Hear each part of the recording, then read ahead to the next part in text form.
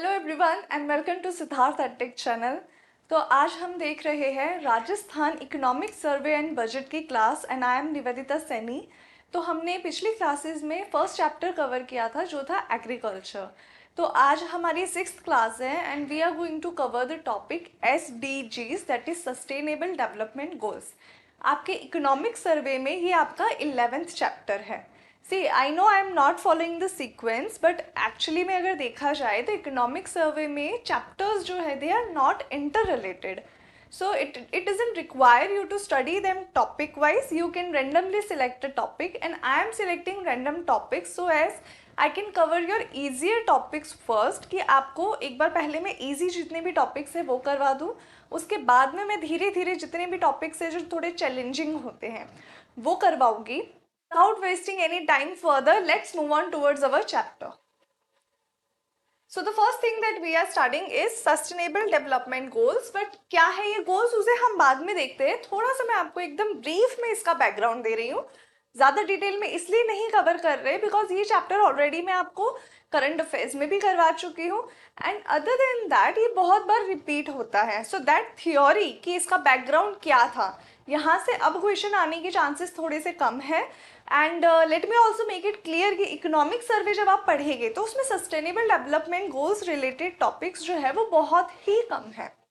आपने देखा होगा अगर ध्यान से, आई वुड रिकमेंड यू कि जब क्लास चल रही है तो आप अपने सामने सर्वे रखिए, आप उसे रखिए सामने, कंपेयर करिए बिकॉज जितना भी कंटेंट है जो भी मैं पढ़ा रही हूँ वो कहाँ से पढ़ा रही हूँ वो सर्वे में से ही लिया हुआ है, डेटा भी. Alright, so you keep your survey a print copy. ठीक है, आप ये मत सोचिए कि फ़ोन में है. प्रिंट कॉपी इसलिए मैं कह रही हूँ क्योंकि कंपेरिजन करना आसान हो जाता है and at the same time आपको ये चीज़ें समझ में आ जाएगी कि कौन सी चीज़ें होती है जो सर्वेस में से हमारे लिए इम्पॉर्टेंट होती है. एक स्टूडेंट ने ये भी रिक्वेस्ट की थी कि मैम आप क्वेश्चंस भी जो है वो साथ में करवा दीजिए. तो मैंने उन्हें बताया था कि जो क्वेश्चंस हैं वो मैं at the end of the chapter करवाती हूँ. तो आप सभी से मेरी ये रिक्वेस्ट है कि आप वेट करिए थोड़ा सा कि जब ये चैप्टर पर्टिकुलर ख़त्म हो जाएगा तब उससे रिलेटेड सारे क्वेश्चंस जो है वो आपको प्रोवाइड करवा दिए जाएंगे.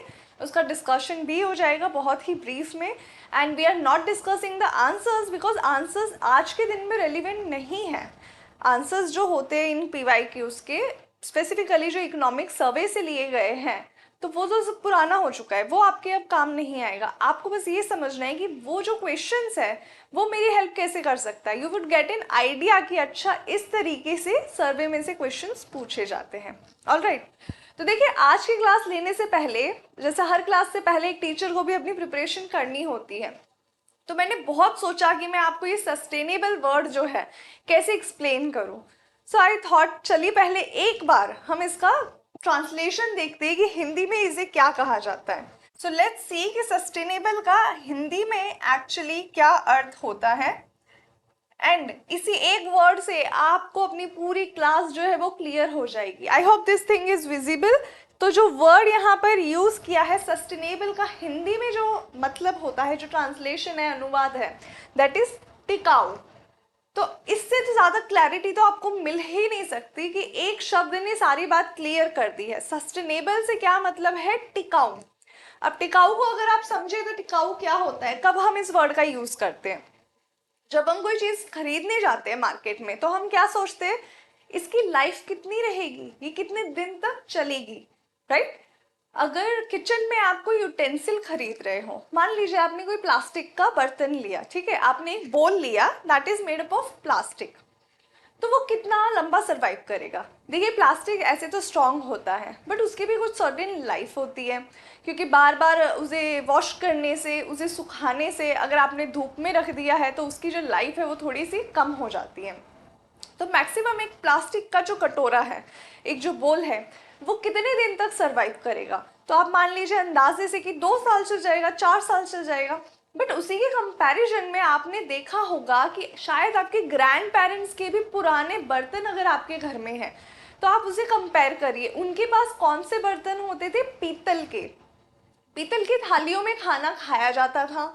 तो आप सोचिए कि उसकी सर्वाइवल लाइफ कितनी थी. कम से कम मैं मान सकती हूँ कि वो 100 साल पुराने बर्तन हैं बट वो आज भी वैसे ही है.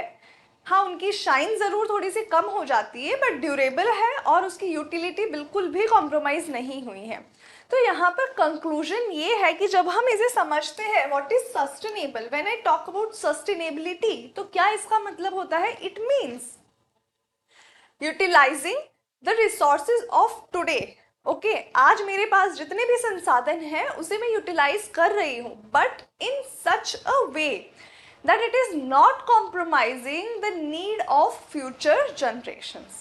ठीक है, जो मेरे पास संसाधन है आज मैं उनका यूज़ कर रही हूँ और कुछ इस तरीके से उनका यूज़ कर रही हूँ कि मेरे यूज़ करने की वजह से जो मेरी आने वाली फ्यूचर जनरेशन्स है उनके लिए वो ख़त्म ना हो जाए। I give you a beautiful example. One of my friend who stays in Bengaluru, उसका कहना है that I am not planning another child. Why? She is scared to an extent कि बेंगलुरु में अभी हमारे पास पानी की इतनी तकलीफ है, तो मुझे ये चिंता है कि जब तक मेरा जो भी बच्चा है वो बड़ा होगा, आज से 25-30 साल बाद, शायद उसके पास पीने का पानी ना बचे, तो वो क्या करेगा? और मैं रहूं ना रहूं, बट मैं ये थॉट से ही घबरा जाती हूँ कि हमारी जो जनरेशन है, जो नेक्स्ट जनरेशन, कहीं उसे सफ़र ना करना पड़े इस वजह से। So this is where we need to get proactive and we need to think that yes this is the right time that we have to develop certain criteria for ourselves. Alright, कि हम भी अपने लिए ऐसा कुछ criteria बनाएं कि we are a reason कि हम चीज़ों को सस्टेनेबली यूज़ करें। अब सस्टेनेबली वर्ड का तो मैंने आपको मीनिंग एक्सप्लेन कर दिया है। यहीं पे हम समझते हैं कि डेवलपमेंट का क्या अर्थ है। देखिए, जब हम डेवलपमेंट सोचते हैं तो कई बार हम इसे कंफ्यूज कर लेते हैं ग्रोथ के साथ में। ग्रोथ एंड डेवलपमेंट को काफ़ी जो लोग हैं वो इंटरचेंजेबली यूज़ भी करते हैं, बट यहाँ पर एक क्लैरिटी बताती हूँ। और ये एक पूरा चैप्टर है इकोनॉमी का। In fact it is the first chapter of economy. YouTube पर इसकी फ्री डेमो क्लास भी अवेलेबल है, so you can check it. See, growth and development में क्या अंतर है? So firstly, growth is a quantitative term. जब हम ग्रोथ की बात करते हैं, how do you know that something is growing? You have a measurement. आप कैसे पता लगाते हो कि आपकी हाइट बढ़ी है? कि आप यहाँ पे स्टैंड करते थे, फिर आपने मेजर किया कि कुछ सालों बाद आपकी हाइट जो है वो यहाँ से यहाँ आ गई। So you had a unit of measurement. आपने क्या किया? उसको मेजर किया, उसको एक वैल्यू असाइन की।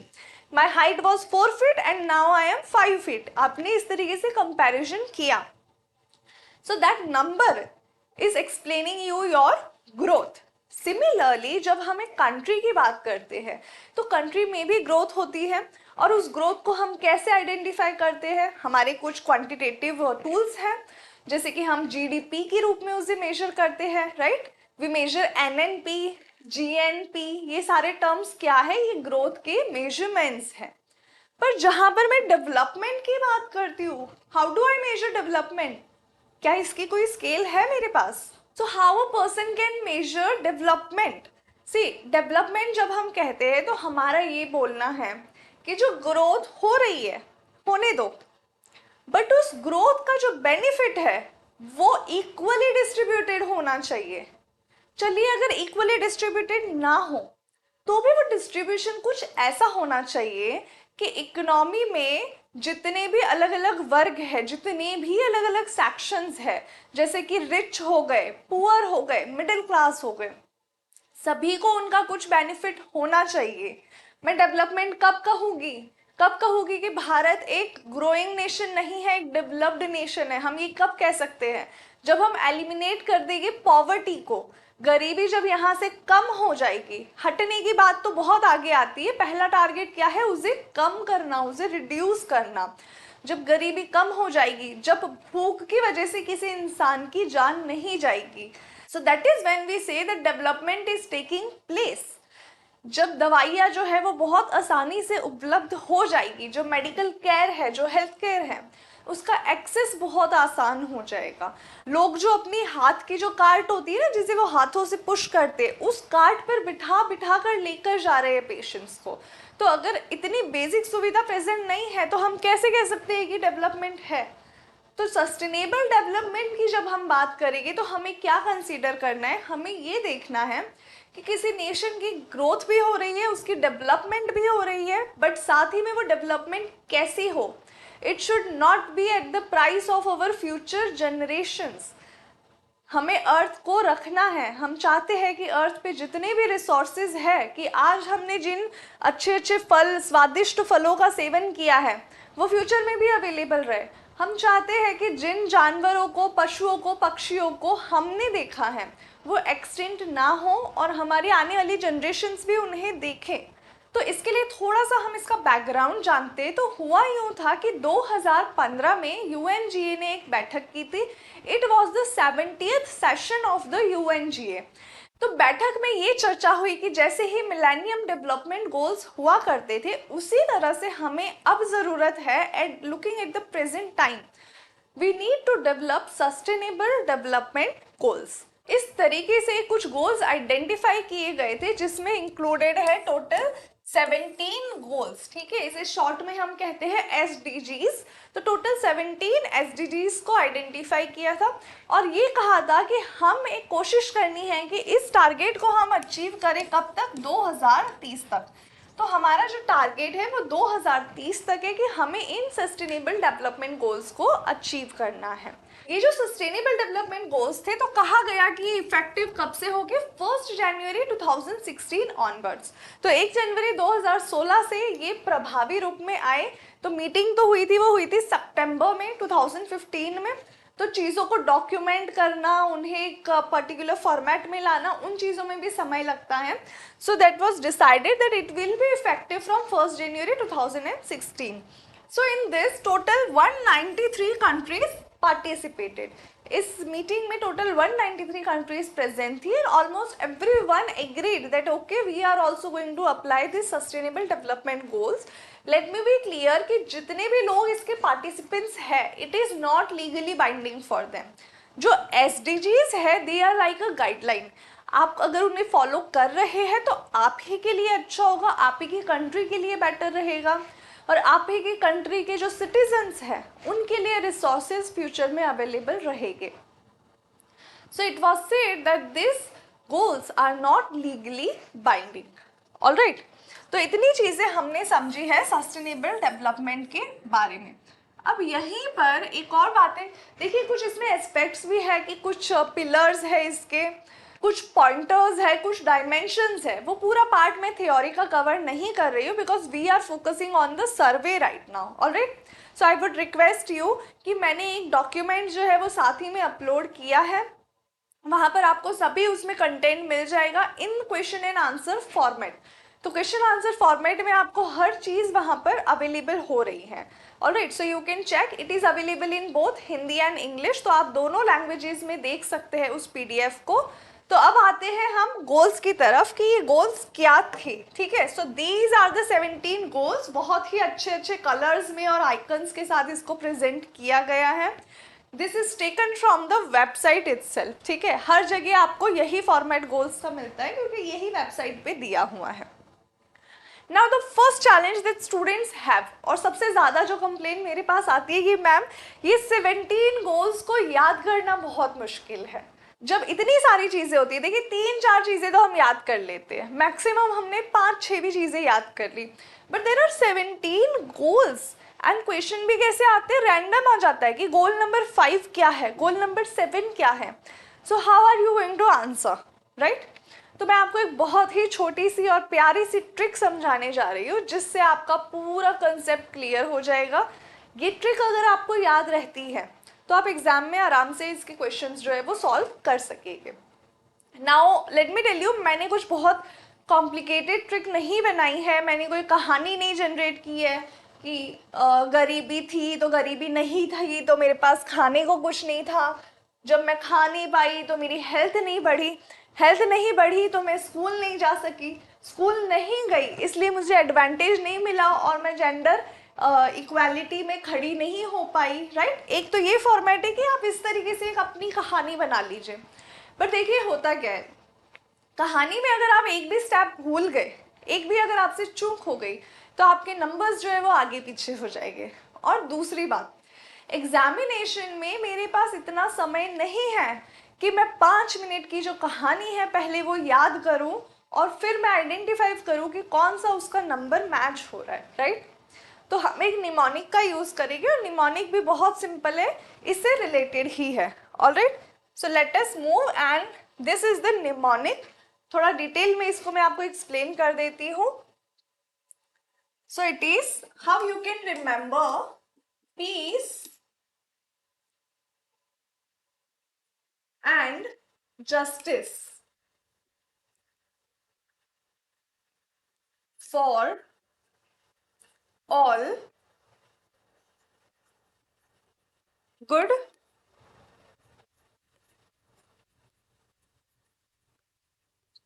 पार्टनरशिप्स। ऑलराइट, तो इस ही में इस पूरे एक सिंगल लाइन में आपके टोटल 17 गोल्स आ चुके हैं। क्या लाइन हमें याद करनी है? Peace and justice for all good partnerships. बहुत इजी है। क्या चाहिए हमें? हम एक्चुअली में चाहते क्या है? हाँ, lots of shopping I know हर किसी को करनी है, बट मैं इसकी बात कर रही हूँ। इस टॉपिक में हम क्या चाहते हैं? सस्टेनेबल गोल्स से हम क्या एक्सपेक्ट करें? वी आर एक्सपेक्टिंग कि पीस एंड जस्टिस बना रहे। ठीक है, किसके लिए बना रहे? सभी के लिए, फॉर ऑल। ऑलराइट, और क्यों बना रहे? Good partnerships. किसके लिए? ताकि सभी जितने भी नेशंस हैं उनमें आपस में अच्छी मैत्रिता हो। ऑलराइट, अब इसको थोड़ा और डिटेल में समझते हैं, एक एक वर्ड को हम लेते हैं। So the first is P for piece. तो पी से हमने क्या कहा? Poverty eradication. पी से हमें पॉवर्टी को याद रखना है, ठीक है, बस एक पी फॉर पॉवर्टी। अब पॉवर्टी में ये तो बात समझनी है ना कि हम क्या चाहते हैं? No poverty. कोई ये नहीं चाहता कि हाँ पॉवर्टी हो। ऐसा कौन चाहेगा कि हाँ गरीबी होनी चाहिए? सिर्फ वही जिन्हें कुछ क्रेडिट चाहिए, जिन्हें उस गरीबी का फायदा मिले।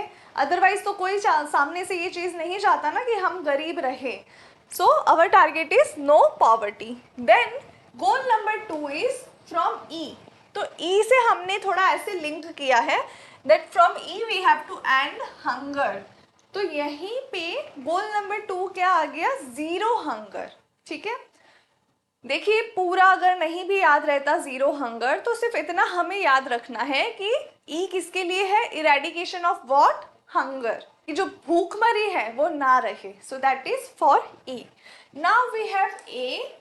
ए is for all good health. तो यहाँ से हमारा गोल क्या है? Good health and well being. देखिए यहाँ पर क्या है? Good health. सिर्फ गुड हेल्थ नहीं है, साथ ही में क्या है? Well being. वेल बीइंग से क्या मतलब होता है? गुड हेल्थ इज कि हाँ मेरे पास कोई बीमारी नहीं है, आई एम फिट, बॉडी भी अच्छी है, हेल्दी हूँ बहुत ज़्यादा, किसी तरीके की थकान नहीं है, मेरा कोई ऑर्गन डैमेज नहीं है, इम्यूनिटी भी अच्छी है कि बीमारियाँ मैं आसानी से कैच नहीं करती। ठीक है, so I am in a good health. But what is well being? Well being is कि मेरा जो मानसिक स्टेट है, ठीक है, जो मेंटल स्टेट है, that is also in my control. Alright, मैंने वर्ड क्यों यूज किया है in my control? Because generally क्या होता है, हम हमारे आसपास के एनवायरनमेंट से काफ़ी ज़्यादा इन्फ्लुएंस्ड होते हैं। ठीक है, किसी ने आकर 2 बातें बोल दी, बुरा लग जाएगा, हमारा पूरा दिन उसकी वजह से खराब हो जाता है। किसी ने थोड़ा सा डांट दिया, हमने क्या किया? आगे जाके दूसरे पर्सन को डांट दिया, अपना गुस्सा वहां पे निकाल दिया। So what is all this? This is that you are getting influenced by the people around you. तो वेलबींग हम कब कहते हैं? कि जब हम अपने मन को खुद कंट्रोल कर सकते हैं। ठीक है, सबसे ज़्यादा आप लोगों को इसकी ज़रूरत है कि मन पे कंट्रोल रखना है, काबू रखना है कि मुझे अगर पढ़ाई करनी है तो करनी है। ये नहीं कि चलो मैं 2 मिनट के लिए रील्स देख लेता हूँ, 2 मिनट में क्या हो जाएगा। तो यूँ चेक कर रहे थे, वो 2 मिनट की रील्स है, होते होते पता चला 2 घंटे उसमें गायब हो गए। राइट, तो इसी तरीके से वेल बीइंग डिफाइन करता है योर मेंटल हेल्थ। तो वो भी हमारा टारगेट में इंक्लूडेड है। So third point is A for all good health. ठीक है, तो हमने गुड हेल्थ के लिए ए को डिनोट कर दिया। Now we have C for clean water and sanitation. तो ये तो सेम है, C for clean water and sanitation. ठीक है, कितने कर लिए हमने? फर्स्ट 4 गोल्स किए हैं। क्या क्या है? Poverty eradication, zero hunger, all good health, clean water and sanitation. Alright. Then we have E for education, ठीक है। क्वालिटी एजुकेशन होना चाहिए, सभी के लिए होना चाहिए। Every being that is born they deserve education. Education का मतलब सिर्फ ये नहीं है कि मेरे पास डिग्री है, कि मैंने ग्रेजुएशन कर लिया, पोस्ट ग्रेजुएशन कर लिया, या मैं 10th पास हूँ, 12th पास हूँ, PhD कर लिया। उस एजुकेशन की कोई कीमत नहीं है अगर आप उसको अप्लाई नहीं कर पा रहे हो। You are an educated person, but अगर आप अपने पड़ोसियों के घर में गंदगी फैला रहे हो, आप अपने घर का कचरा अगर पड़ोसियों के आंगन में डाल रहे हो, so your education is not paying at all, ठीक है। जो मैनरिज्म्स है वो लैकिंग है। So education is an overall concept. सिर्फ डिग्रीज ले लेना ही एजुकेशन नहीं होता, आपको उसका एप्लीकेशन भी आना चाहिए कि सही को गलत से डिफ्रेंशिएट करना आपको आना चाहिए। Alright, so this is education. Now we have and stands for A, affordable and clean energy. तो ये सेम पॉइंट है, affordable and clean energy. Then we have no climate change, ठीक है। जब अफोर्डेबल एंड क्लीन एनर्जी होगी तभी तो possible होगा ना कि क्लाइमेट चेंज नहीं हो रहा। हम क्यों लाए थे अफोर्डेबल एनर्जी? पहले भी हमारा काम चल रहा था, बट हम इसलिए लेकर आए इस कंसेप्ट को क्योंकि हमने देखे कि क्लाइमेट चेंजेस हो रहे थे हमारे प्रेजेंट एनर्जी कंजम्पशन की वजह से। And then it was thought कि अगर हमें इस चेंज को कंट्रोल करना है तो हमें किस पे कंट्रोल करना होगा? Our way of using energy. So now we are promoting affordable and clean energy. Alright, D stands for decent work and economic growth. Decent work क्या होता है? See, everyone works. अगर कोई कमाना चाहता है तो उसके लिए काम तो करना ही होगा, राइट? बट वो काम कैसा है? Is it compromising with your dignity? Is it compromising with your health? या फिर मैं कह सकती हूँ कि कहीं ना कहीं कुछ काम ऐसे भी होते हैं जो आपके खुद के जो प्रिंसिपल्स है उसके अगेंस्ट होते हैं, राइट? तो कहीं पर हमारा जो काम है वो किसी तरीके का कॉम्प्रोमाइज ना हो। Alright, for example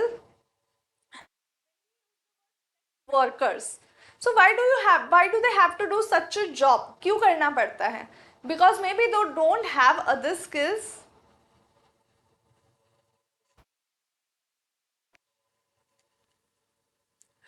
so this is where we want decent work. कैसा काम होना चाहिए? डिसेंट होना चाहिए। And economic growth. अब यहाँ पे डेवलपमेंट की बात नहीं हुई है क्योंकि डेवलपमेंट तो ओवरऑल हो रहा है, सस्टेनेबल डेवलपमेंट। यहाँ पे क्या बात है? इकोनॉमिक ग्रोथ की बात हुई है। Alright, then we have justice. Justice के हमें पार्ट्स नहीं करने हैं, जस्टिस अपने आप में पूरा सेंटेंस है। Justice and strong institutions. किस लिए क्यों चाहिए justice and strong institutions? Because we want to reduce the inequality. तो इनइक्वालिटी तो कैसे कम होगी? जब ऐसे इंस्टीट्यूशंस होंगे जो एक्शन लेंगे अगर उन्होंने कहीं पर इनइक्वालिटी देखी है। तो ऐसे इंस्टीट्यूशंस कौन से होते हैं? हमारे कोर्ट्स है। तो जब हमारे कोर्ट्स इम्पार्शियल रहेंगे, ठीक है, बिल्कुल भी कहीं पर भी कुछ कॉम्प्रोमाइज नहीं हो रहा होगा, तो उस टाइम पे हम कह सकते हैं कि हाँ, इनइक्वालिटी रिड्यूस होगी because somebody is there sitting there to take an action. Next is FOR for, now we have to make parts of it. So F stands for financial inclusion, कि हम जो भी चीज़ें कर रहे हैं, जितनी भी हमारी डेवलपमेंट एक्टिविटीज़ हो उसमें क्या हो? उसमें फाइनेंशियल इंक्लूजन होना चाहिए, ठीक है। Then we have open innovation and infrastructure, यानी कि जो भी अब नए हम काम कर रहे हैं, जो भी नए डेवलपमेंट्स हो रहे हैं, कुछ सिटीज़ हम बना रहे हैं, तो वो सिटीज़ कैसी होनी चाहिए? They should be sustainable cities and communities. Alright, जो नई बिल्डिंग्स बन रही है उनके लिए कुछ रूल्स आने चाहिए, जैसे कि आप रेन वाटर को हार्वेस्ट करिए अपनी बिल्डिंग में। अगर आप खुद अपना मकान बना रहे हैं तो कीप एन आइडिया कि मुझे भी मेरा घर कैसा बनाना है सस्टेनेबल। उसके लिए आप क्या करोगे?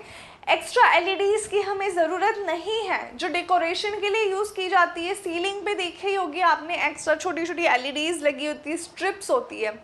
तो जो हमें जो भी सेलर होगे वो तो क्या बोलते हैं? इसका कोई बिल नहीं आता। सब यही कहते हैं बहुत मिनिमल है, इसका तो कुछ साल का 2-3 रुपया बिल आएगा, ये तो कुछ कंज्यूम नहीं करता। बट माइंड इट, बूंद बूंद से सागर बनता है, तो ऐसी छोटी छोटी एलईडीज जो बहुत ज़्यादा संख्या में एक घर में लगी, दूसरे में, तीसरे में, बहुत सारे घरों में लगी, तब तो बिल आएगा ना, तब तो आप एनर्जी कंज्यूम कर रहे हो। तो ऐसी एलईडीज लगाना ही क्या जिसका कुछ इतना पर्पस नहीं है, they are just for decoration. तो आप सस्टेनेबिलिटी को अडॉप्ट कर सकते हो, आप अपना घर वेंटिलेटेड बनाइए, आप बहुत ज़्यादा विंडोज़ रखिए कि नेचुरल लाइट भी घर में आए, ऑक्सीजन भी एंटर करे और आपका घर जो है वो हमेशा महकता रहे, ठीक है। तो जब भी आप अपना घर बनाएंगे, so keep this thing in mind कि कैसा मैं अपना इंटीरियर करवाऊं, so that my home is also sustainable. Alright, next for are we have responsible consumption and production. तो जैसे कि मैंने कहा रिस्पॉन्सिबल कंजम्पशन, ये भी हमारे प्रीवियस टॉपिक से ही थोड़ा रिलेटेड है, हमने घर की बात की थी। तो मुझ में ये आइडिया होना चाहिए कि अगर मुझे पानी पीना है तो ज़रूरी है कि हमें उस ग्लास को पूरा भरना है, इज इट रिक्वायर्ड? कि हमें पता होता है कि हम कितना पानी पीने वाले हैं। तो बहुत सारे लोगों की आदत होती है कि पानी तो इतना सा पीते हैं, जस्ट 1 सिप, बट ग्लास उनका हमेशा फुल होता है। फिर क्या किया जाता है, थोड़ा सा पानी पीते हैं and then they just waste it, उसको ड्रेन कर देते हैं। Why? Because they label it कि ये पानी तो जूठा हो गया है। तो मत करिए जूठा। अगर आपको लग रहा है कि मुझे नहीं पीना, 2 बार में ग्लास फिल कर लेना। अगर आधी ग्लास से आपको लग रहा है कि नहीं मैं तो सेटिस्फाइड नहीं हूँ और पानी पीना है, तो दोबारा से आधा ग्लास भरिए, but don't waste it. So this is what is responsible consumption, कि आपको जितनी चीज़ों की रिक्वायरमेंट है उतनी ही यूज़ में लीजिए, एक्स्ट्रा आपको लेने की ज़रूरत नहीं है। इसका बेस्ट एग्जाम्पल है जो 3 इडियट्स में हमने खाने की थाली देखी थी। तो थाली इतनी भरी हुई थी कि वहाँ पर कुछ रखने की जगह नहीं थी, ठीक है, कहाँ पर एडजस्ट करें ये समझ में नहीं आता। So will you be able to eat all that? अगर आप ये पूरा जितना भी आपने थाली में परोसा है उसे नहीं खा सकते, तो आपको उतना लेना भी नहीं चाहिए। थाली में उतना ही लीजिए जितना आप में खाने की क्षमता हो। अगर कम पड़ गया है तो दोबारा ले लीजिए, उसमें कोई शर्म फील करने की ज़रूरत नहीं है, but don't waste food. Alright, तो इस तरीके से हमने बात की है रिस्पॉन्सिबल कंजम्पशन की, ठीक है। आगे बढ़ते हैं ऑल। तो ऑल से हमें समझना है एक्शन ऑन क्लाइमेट, जहाँ पे बात हो रही है क्लाइमेट एक्शन की। थोड़ा सा मैंने वर्ड्स को इधर उधर किया है। सो एक्शन ऑन क्लाइमेट से आपको समझना है climate action. Then we have life below water and we have life on land. तो यहाँ पे किस बात का ध्यान रखना है कि life below water, that means कि जो हमारे एक्वाटिक सिस्टम्स हैं हमें उनका भी ध्यान रखना है, हमें उन्हें भी साथ में लेकर चलना है। साथ ही में जो लाइफ ऑन लैंड प्रेजेंट है, तो लाइफ ऑन लैंड में सिर्फ ह्यूमंस नहीं आते, जितने भी जीव जंतु हैं वो सब आ जाते हैं, B it animals, reptiles, B it, अच्छा पक्षियों को इसलिए मत छोड़ देना कि वो तो हवा में उड़ते हैं, they also need a place to sleep, ठीक है, उनके भी घोंसले तो ज़मीन पे ही होते हैं, पेड़ों पर होते हैं, तो कुछ तो लैंडिंग चीज़ होती है उनके पास भी। So every one is included on life on land. Then we have good partnerships. जो हमने गुड पार्टनरशिप्स की बात की थी, ऑलराइट, तो गुड पार्टनरशिप्स भी अपने आप में क्या इंक्लूड करता है, peace, justice and strong institutions. उसी से मतलब आ रहा है कि गुड पार्टनरशिप्स कैसे रिलेट किया हमने, क्या होना चाहिए, peace, justice and strong institutions, ठीक है। थोड़ा सा पॉइंट जो है यहाँ से सेम आपको लग रहा होगा जस्टिस वाले पॉइंट से, ठीक है, रिड्यूस्ड इनइक्वालिटी, तो ये दोनों थोड़े से रिलेटेबल है। जब आप इसका फर्दर कंटेंट पढ़ोगे, ठीक है, ये तो एक टाइटल है, इसके अंदर भी इसका डिस्क्रिप्शन है, so when you read the description everything will get cleared. Alright, and the last we have S for sustainability for all, यानी कि partnerships for the goals. SDGs किसके लिए है, किसी एक नेशन के लिए तो नहीं है। क्यों बनाए गए थे कि जितने भी नेशंस हैं अगर हम सब मिलकर इन पे कुछ ना कुछ एक्शन लेंगे, तो हमें नहीं पता 100% रिजल्ट मिले या ना मिले, बट अगर हमें 50%, 45% भी रिजल्ट मिलता है अगर हर किसी ये पार्टनरशिप की वजह से, so it would be very fruitful for the coming generations. Alright, now moving on further, आगे बढ़ते हैं, देखते हैं नेक्स्ट हमारा टॉपिक क्या है। So we are going to discuss about Rajasthan performance on SDGs, ठीक है। तो हम प्रेजेंट को भी देखेंगे और हम इसे पास्ट से भी कंपेयर करेंगे कि हमारा रैंक कहाँ पर स्टैंड करता है। If in case this table is not clearly visible to you, you can check this information in the PDF। अभी हम सिर्फ समझते हैं कि हमारा स्टेटस क्या है, ठीक है। तो देखिए सबसे पहले अगर मैं बात करूँ 18 की, ठीक है। अच्छा, ये चीज़ मैं आपको इसलिए दिखा रही हूँ कि हमें पता होना चाहिए अभी जो रिपोर्ट आई है वो कौन सी है। जो डेटा हम डिस्कस करेंगे वो है 5th रिपोर्ट, ठीक है। तो हम एक बार पास्ट को भी देख रहे हैं कि राजस्थान यूजुअली कहाँ पर स्टैंड करता है। तो हमें इन छोटे छोटे स्कोर्स को अभी कंपेयर नहीं करना, फिलहाल हम जो कंपोजिट स्कोर है, ओवरऑल जो स्कोर है उसको देख रहे हैं। सो इन 2021 in the 3rd report Rajasthan was at 60 the rank and India was at 66। तो जब हम इंडिया की रैंक से कंपेयर करेंगे तो राजस्थान थोड़ा सा पीछे था, 60th पोजीशन पे था। उसके पहले वाले साल में यानी कि 2019-20 में राजस्थान का रैंक था 57 and India was at 60, again a difference of 3 points. And before that in the first report Rajasthan was at 59 and India was at 57। तो अगर देखा जाए तो हम थोड़ा सा बेहतर परफॉर्म कर रहे थे, we were leading by 2 points, ठीक है। इसी डेटा में से, इसी टेबल में से आप ये भी आइडेंटिफाई कर सकते हो कि इनमें से कौन सा है जिसमें इंडिया की सबसे बेहतर इम्प्रूवमेंट आई है। फॉर एग्जाम्पल अगर मैं ये देखूँ, देखिए यहाँ पर गोल नंबर 7 यानी कि अफोर्डेबल एंड क्लीन एनर्जी में इंडिया कहाँ पे था, 51st पोजीशन पे था। एट प्रेजेंट भी नहीं, 2020-21 में इंडिया कहाँ है, 92 पे है। So this is an improvement and even a drastic improvement, ठीक है। 51 से कहाँ आ गए, डायरेक्ट 92 पॉइंट्स पे आ गए। सो this is a good improve. तो ये जो है मैंने आपको पास्ट की बात बताई है कि आज से पहले, अभी जो रिपोर्ट आई उससे पहले क्या स्टेटस था। अब हम थोड़ा सा समझते हैं कि जो अभी की हमारी रिपोर्ट्स है, जो 5th रिपोर्ट है उसमें क्या है। यहाँ पर मैं एक बात ये भी क्लियर कर दूँ, आपके सामने इकोनॉमिक सर्वे होगा, आप उसको पढ़ रहे होगे and then you would think कि मैम ने तो गलत लिखा है, 5th एडिशन लिख दिया, सर्वे में तो 6th दिया हुआ है। सो बेटा let me make it clear, कई बार गलतियाँ क्या है सर्वे वालों से भी हो जाती है। It's a genuine human error, या मैं इसको प्रिंटिंग एरर कहूँगी, या जो भी ये मैटर है। वहाँ पर लिखा हुआ है the 6th edition, the 6th report, but this is not the 6th report. Rajasthan की जो रिपोर्ट आई है that is the 5th edition. SDGs की जो रिपोर्ट निकलती है, जो लेटेस्ट हमारे पास है मार्च 2024 में जो आया है वो कौन सा था, 5th था, ठीक है। So I have not made an error कि मैंने सारी रिपोर्ट्स जो है वो सब देखी हुई है और बीच में ऐसा कोई भी साल नहीं था जहाँ पर शायद मैं भूल गई थी या मैंने उसको स्किप कर दिया हो, ठीक है। So we have counted, we have verified, तो आप भी इसको करेक्ट कर लीजिएगा। सर्वे में बहुत सारी जगह आपको एरर्स मिलेंगे, कई बार स्पेलिंग एरर्स हो जाते हैं, कई बार कुछ नंबर में एरर हो जाएगा, but that is very much natural, क्योंकि अगर आपको बहुत सारे टास्क दिए होते हैं करने के लिए तो कहीं ना कहीं तो आपकी परफॉर्मेंस है वो अफेक्टेड हो ही जाती है। सो it was a very genuine and minor error, आप लोग उसे करेक्ट कर लीजिएगा। तो अभी कौन सा एडिशन है, 5th एडिशन है। एंड टोटल कितने इंडिकेटर्स हमने यूज़ किए हैं, वी हैव यूज्ड 95 इंडिकेटर्स। अब इंडिकेटर्स क्या है, देखिए हमारे पास क्या है, 17 गोल्स है, राइट, 17 गोल्स टोटल है। मान लीजिए मैं फर्स्ट गोल की बात कर रही हूँ, मैं कैसे आइडेंटिफाई करूँ कि पॉवर्टी है या नहीं है, how would I identify it. तो मैंने फर्दर उसमें कुछ टारगेट एरियाज बना लिए, मान लीजिए मैंने ऐसे 4 बना लिए। तो ये क्या है, मेरे इंडिकेटर है कि इन 4 चीज़ों से, ये जो 4 इंडिकेटर्स है इनसे मुझे पता चलेगा कि हाँ मैं ट्रैक कर पाऊंगी what is the status of poverty, ठीक है।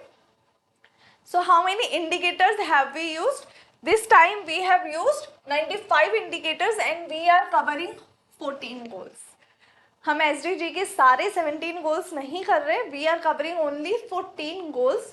हर साल देखिए नंबर ऑफ गोल्स भी चेंज हुआ है पास्ट में, जैसे अभी तो 5th रिपोर्ट है, पहले की जो 4 रिपोर्ट्स है उनमें भी अलग अलग नंबर ऑफ गोल्स है, अलग अलग नंबर ऑफ इंडिकेटर्स है। तो ये सारी चीज़ें हैं जो वो वेरी होती रहती है। Next the point we have to consider is कि इस इंडेक्स में क्या क्या है।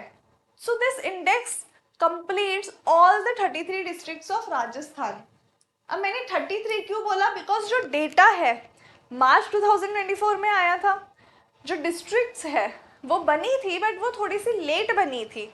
अभी उनका एडमिनिस्ट्रेशन स्टार्ट नहीं हुआ है। अभी कुछ दिनों पहले ही रिपोर्ट आई है जिसमें बताया गया है कि क्या मेजरमेंट्स रहेंगे, कि बॉर्डर्स क्या क्या रहेगी उन डिस्ट्रिक्ट्स की, कितना उनका एरिया रहेगा। तो ये सारे जो डिस्क्लोजर्स हैं वो अभी तक हुए नहीं थे, प्रोसेस चल रहा था, सिर्फ जो है नाम अनाउंस हुए थे। जब डेटा कैलकुलेट किया तो राजस्थान की एग्जिस्टिंग 33 डिस्ट्रिक्ट्स के आधार पे ही कैलकुलेट किया। हो सकता है कि अगले साल का जो डेटा आएगा उसमें राजस्थान की 50 डिस्ट्रिक्ट्स को इंक्लूड किया जाए। मे बी अगर वो जो 3 डिस्ट्रिक्ट्स अनाउंस की गई थी अगर वो भी फाइनलाइज हो जाती है तो 53 डिस्ट्रिक्ट्स के आधार पे होगा। बट आगे क्या होगा हमें ये नहीं सोचना, we have to focus on this report. तो कितने डिस्ट्रिक्ट्स इंक्लूड की है? 33 डिस्ट्रिक्ट्स के साथ ही तीनों डायमेंशन को इंक्लूड किया गया है। कौन कौन से डायमेंशन है? Social, economic and environment. तो इन तीनों डायमेंशंस को जो है इंक्लूड किया गया है। तो आगे बढ़कर हम थोड़ा देखते हैं कि ये रिपोर्ट्स जो है वो कैसे पब्लिश होती है, कौन पब्लिश करता है, इनका डेटा कौन कलेक्ट करता है, इन पे एक्शंस कौन लेता है, किस लेवल पे एक्शंस लिए जाते हैं। Let me zoom it a little bit for you. I hope this is visible now. Alright, तो देखिए एक आप इस तरीके से पिरामिड फॉर्म में बना सकते हो। जो आप सर्वे में देखो देखिए तो वहाँ थियोरिटिकल फॉर्म में दिया हुआ है, पूरा इंस्टीट्यूशनल सेटअप करके एक टॉपिक दिया है सर्वे में। सो this is what is the institutional setup, कि ये कैसे काम करता है। तो सबसे पहले तो कौन होगा? डिस्ट्रिक्ट लेवल पे होगी एक monitoring committee. Now this is not only monitoring, this is also the implementation committee। and क्योंकि डिस्ट्रिक्ट लेवल पे है तो कौन इसे गवर्न करेगा? तो जो पर्सन रिस्पॉन्सिबल है इम्प्लीमेंटेशन के लिए और मॉनिटरिंग के लिए तो वो रहेंगे डिस्ट्रिक्ट कलेक्टर। ठीक है, डिस्ट्रिक्ट कलेक्टर की यहाँ पर रिस्पॉन्सिबिलिटी रहेगी। उनसे ऊपर क्या है? उससे ऊपर जो है 8 सेक्टोरियल वर्किंग ग्रुप्स बनाए गए हैं। ठीक है, 8 working groups have been formed, ये सेक्टर वाइज बनाए गए हैं। So they are going to send their reports to this 8 sectoral working groups कि ऐसा कुछ इम्प्लीमेंटेशन किया गया है। देन दे वुड रिस्पॉन्ड कि और क्या बेहतर किया जा सकता है इन गोल्स को अचीव करने के लिए। ठीक है, इनके ऊपर इस लेवल पे कौन होगा? There would be state level monitoring committee. जैसे डिस्ट्रिक्ट लेवल थी वैसे ही क्या है, स्टेट लेवल मॉनिटरिंग कमिटीज होती है। Then we have a cell, there is a special cell and it is located in DES, Department of Economical and Statistics, that is in योजना भवन। ठीक है, योजना भवन जो जयपुर में स्थित है वहीं पर इसकी ऑफिस है। तो ये सेल जो है योजना भवन में सिचुएटेड है। And the nodal department for this is the planning department. उनके अंडर ही ये सारी चीजें होती है। तो जो भी हमें सस्टेनेबल डेवलपमेंट गोल्स को अप्लाई करना है उसकी प्लानिंग और सब कुछ कहाँ से स्टार्ट होती है? Who is the nodal office responsible? That is the planning department. Alright, I hope this is clear now. बहुत ही एक बेसिक सा टॉपिक था, यहाँ से क्वेश्चन भी आने के चांसेस तो कम है बट क्योंकि सर्वे में दिया हुआ था so we thought that we should include it. ठीक है, आगे बढ़ते हैं, देखते हैं क्या है। तो यहाँ पर कंपैरिजन है स्टेट्स का, रैंकिंग दी गई है कौन सा स्टेट कहाँ पर स्टैंड करता है। तो स्टेट की जब हम बात करें तो पहले ओवरऑल राजस्थान का पता होना चाहिए। सो राजस्थान का जो है वो है 59.11। This is the composite score, जो टोटल स्कोर आता है ना सभी गोल्स में वो है 59.11। अब क्योंकि हमें राजस्थान का पता है तो हम यहीं से कंपेयर कर सकते हैं कि बाकी स्टेट्स में कौन बेहतर परफॉर्म कर रहा है। ठीक है, क्वेश्चंस कैसे आएंगे उस पर चर्चा करते हैं। क्या हमें सबके रैंक्स याद करने? नहीं, आपको पता होना चाहिए टॉप परफॉर्मर कौन है एंड द लीस्ट परफॉर्मर ये कौन है। ठीक है, तो देखिए आप खुद देख सकते हैं कि टॉप परफॉर्मर जो है वो है 66.44 रैंक पे एंड दैट इज झुंझुनू। यहाँ पर कुछ कलर डिफरेंस भी आपको दिख रहा होगा। तो जो येलो है उसका भी कुछ एक मीनिंग है और जो ग्रीन में है उसका भी मीनिंग है, आगे मैं आपको बता रही हूँ। So Junjunu is leading with 66.44 and who is the least? The least is Jaisalmer.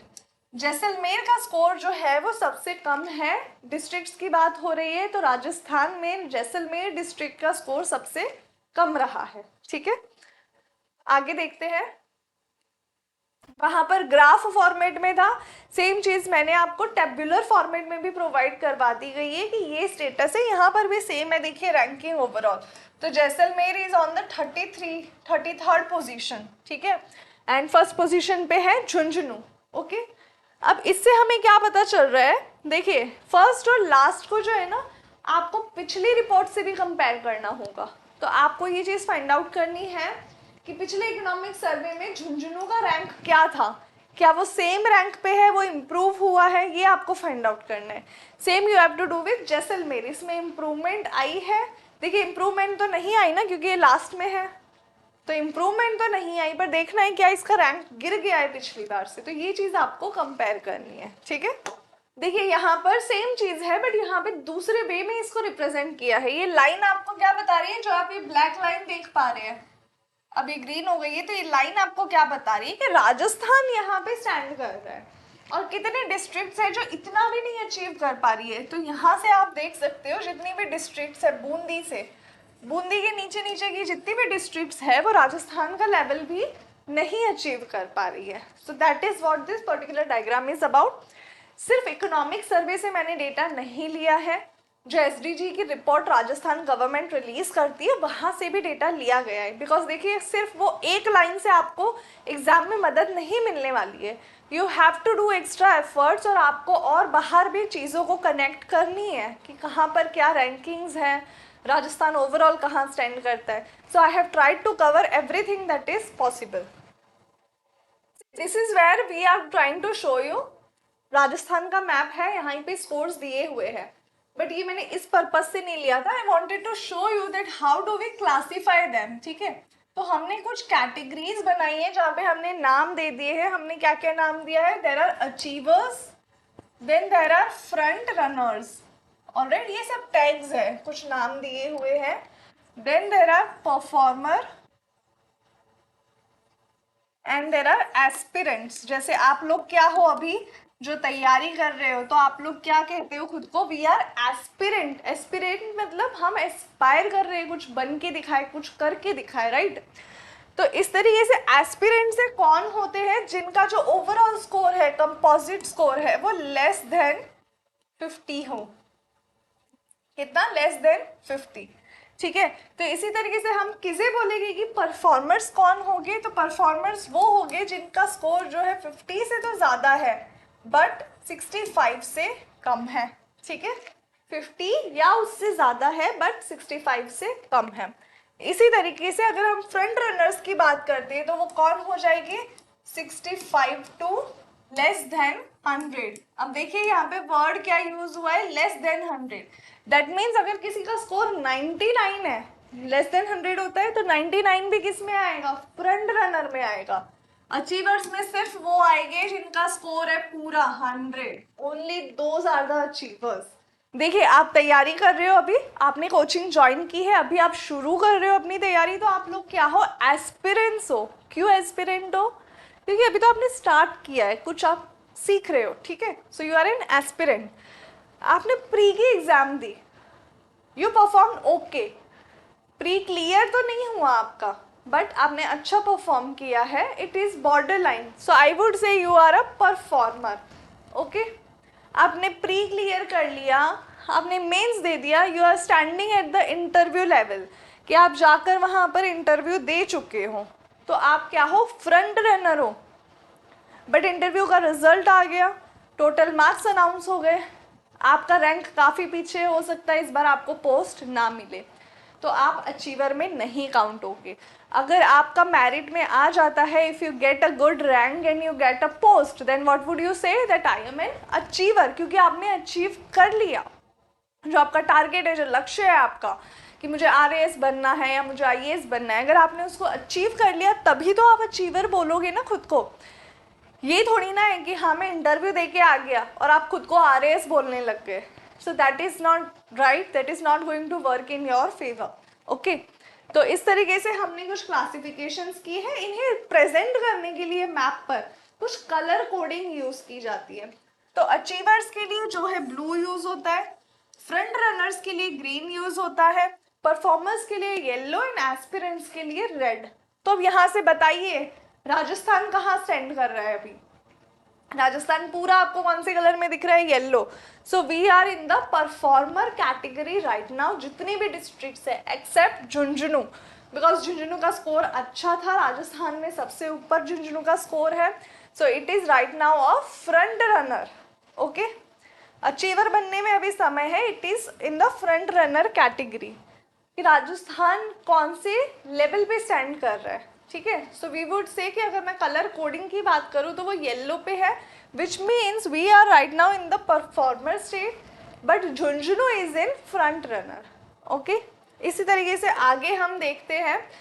से यहाँ पर दो चीज़ें दी है इस पर्टिकुलर टेबल में से, आपको क्या क्या समझना है। एक तो यहाँ कलर कोडिंग आपको दिख रही है, तो उसके अकॉर्डिंग आपको ये भी पता चल जाएगा कि कौन से गोल में हम कितना अच्छा परफॉर्म कर रहे हैं, ठीक है। तो कलर कोडिंग भी, साथ ही में गोल के परफॉर्मेंसेस भी दिख रहे हैं कि इस पर्टिकुलर गोल में हम कहाँ स्टैंड कर रहे हैं। तो अगर हम ये बोले कि सबसे अच्छा हम किन गोल्स में परफॉर्म कर रहे हैं, तो देखिए सबसे हाईएस्ट तो हमारा क्या है 77.69, ये है SDG 10। कंपेयर करें कि पिछली बार से इम्प्रूवमेंट है क्या, तो हाँ पिछली बार 76.53 था, तो थोड़ा सा इम्प्रूवमेंट है, but it is still an improvement. इसी के साथ हम देखें कि कौन से गोल में हम सबसे ज्यादा पीछे चल रहे हैं। सो दैट इज 38.60 SDG 5। तो अब राजस्थान की बात हो रही है और सबसे पीछे है, तो यहाँ से तो एक ही थॉट माइंड में जो आता है वो ये है जेंडर इक्वालिटी, कि यहाँ पे सबसे ज़्यादा जो क्लियरली ऑब्जर्वेबल, ठीक है, मतलब आपको रिसर्च भी नहीं करनी पड़ेगी, आप आइडेंटिफाई कर लोगे कि यहाँ पे जेंडर डिस्पैरिटी जो है वो बहुत ज़्यादा देखने को मिलती है।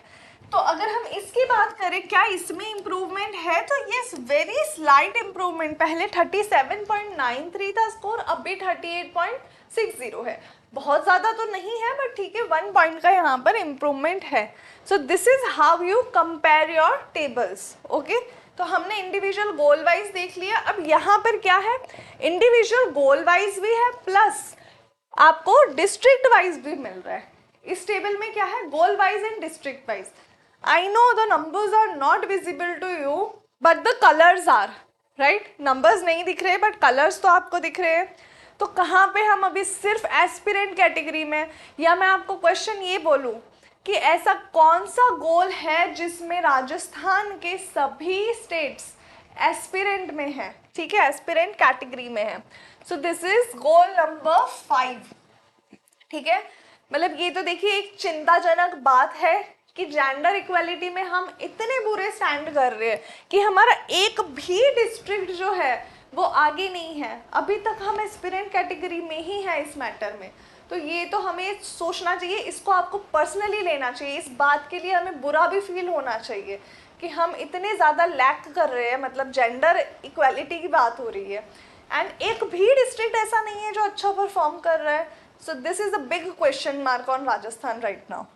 अब इसी में अगर मैं बोलूँ कोई ऐसा गोल है जहाँ पर हम सभी परफॉर्मेंस कैटेगरी में आ रहे हो, तो ऐसा तो कोई भी नहीं है। अगर कंपोजिट इंडेक्स की बात करें तो हाँ आ रहे हैं, बट उसमें झुंझुनू जो है वो फ्रंट रनर है, सिर्फ एक वही क्या है एक्सेप्शन है, ठीक है।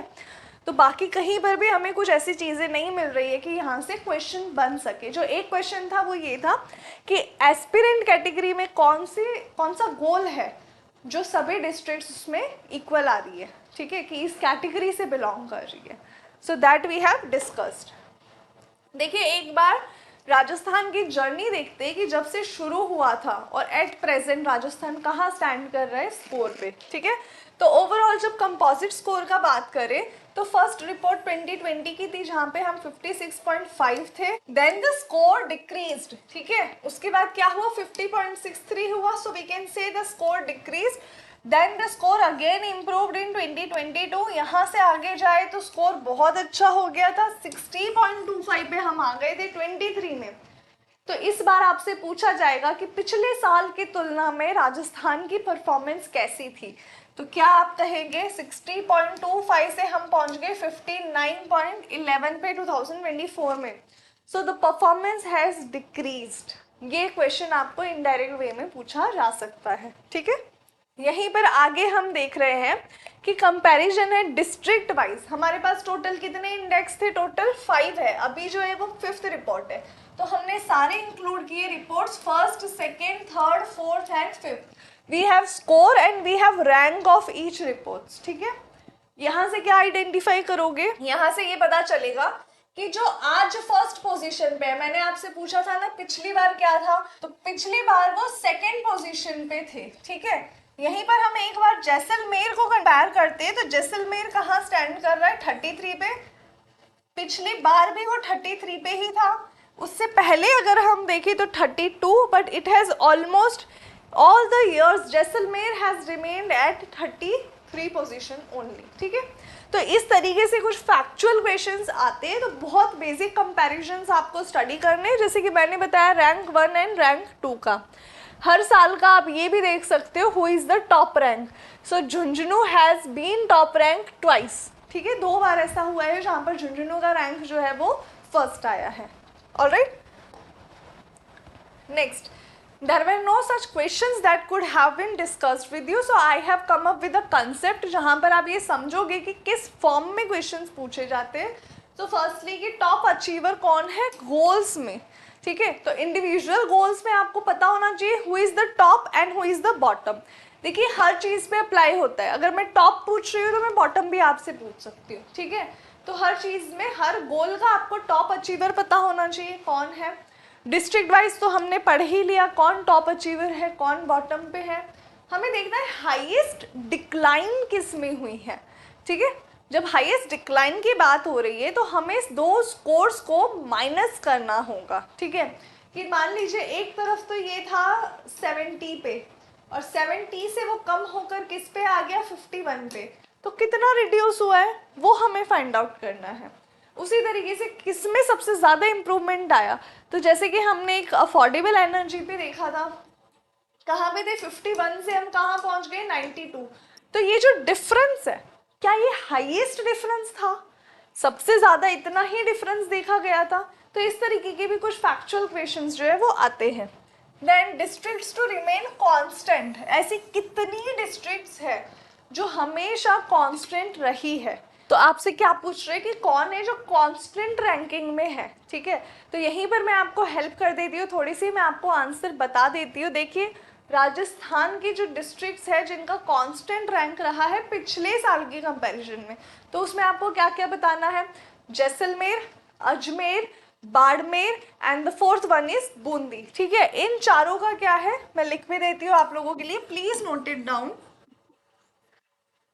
जैसलमेर, अजमेर, बाड़मेर एंड बूंदी. ठीक है, तो ये 4 डिस्ट्रिक्ट्स में क्या है कि जो रैंक है वो पिछली बार से सेम है, कांस्टेंट है. इसी तरीके से आपसे ये भी पूछ सकते हैं कि कितने डिस्ट्रिक्ट्स का रैंक पिछली बार से इम्प्रूव हुआ है, there is a positive gain.